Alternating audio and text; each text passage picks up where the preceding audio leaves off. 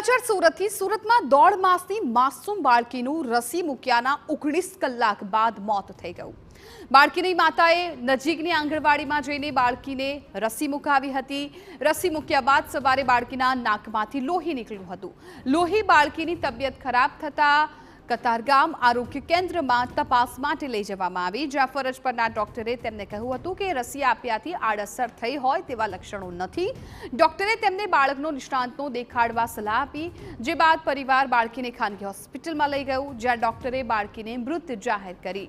આમ નાની બાળકીનું શંકાસ્પદ હાલતમાં મોત થઈ ગયું। પરિવારે પેનલ પોસ્ટમોર્ટમ કરવાની ના પાડતા મૃત્યુનું કારણ જાણી નથી શકાયું। તમારી છોકરી સારી જ છે, જે રસી મૂકી એ ટાઈમે સારી થઈ જશે। મેં 10 વાગ્યા મેં 10 વાગે સારી થઈ જશે મેં કીધું ઓકે મેડમ। 10 વાગ્યાની બદલે સવારે 6:45 નાકમાંથી લોહી નીકળવા લાગ્યું। મેં એ જાણવા માટે અમે બાળકીને તા લઈને ગયા। મેં કીધું મેડમ તમે કીધેલું હતું આ ટાઈમે છોકરીને રસી મૂકેલી છે, સારું થઈ જશે, તો નાકમાંથી લોહી કેમ નીકળવા લાગ્યું? મારી દીકરી ચાલી ગઈ।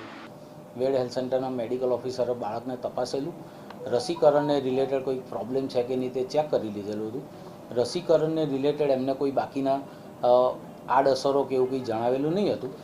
તે વખતે તેમણે એવું સલાહ આપેલી કે બાળકોના ડૉક્ટર કતારગામ હેલ્થ સેન્ટરમાં છે, ત્યાં તેમને બતાવી દો।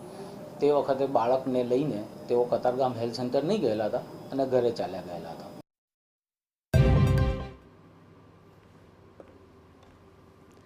તો 1.5 માસની બાળકીનું મોત થઈ ગયું છે।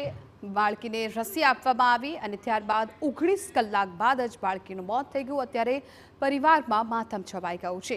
મનપાનું આરોગ્ય વિભાગ છે હવે આ બનાવને કારણે દોડતું થઈ ગયું છે, પરંતુ તેમના પરિવારજનો કે જેમાં અત્યારે આઘાત પણ છે અને રોષ પણ છે।